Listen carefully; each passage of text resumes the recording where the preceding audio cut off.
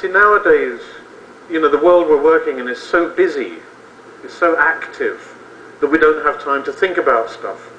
I get, on average, after I've got rid of all the spam and the junk mail and mail from people I hate, I still end up with like 50 emails every day that I have to answer. Which means that we become like hubs to channel information. We don't have much time to edit the stuff. The stuff just goes through us, and we have to republish it really fast. So we're not responsible for changing it much anymore. And the world we're living in feels like it has real options, but actually it's selecting from a limited amount of choices. So we are under pressure every day to publish and receive like 1 million messages. And in the end, we become defined by our input and our output. That's who we are. What we receive and what we push out. That's who we're defined as being.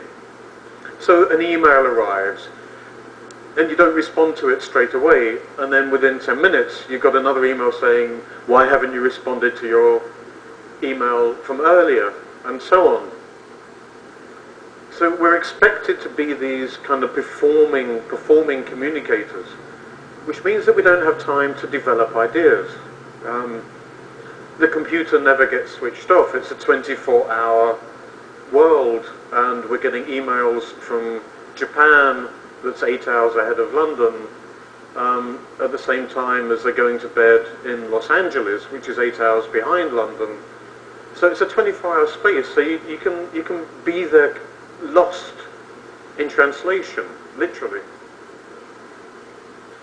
And what happens then is that as big brands have to communicate to more and more people, they tend to simplify the image and the content and the ingredients.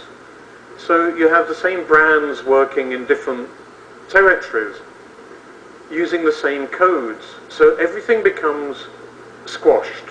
It becomes narrowband.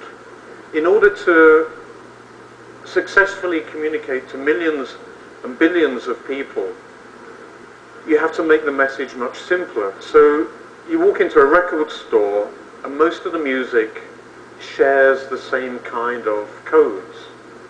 Or you go to the movies, and most of the movies share the same kinds of codes. A lot of them are the same codes that the music has.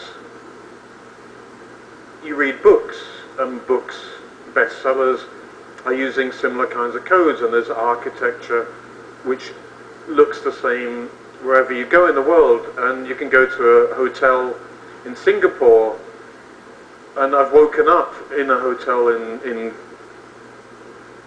Montreal, in Toronto rather once, and I woke up and didn't know where the hell I was, because there's pictures of Paris on the wall.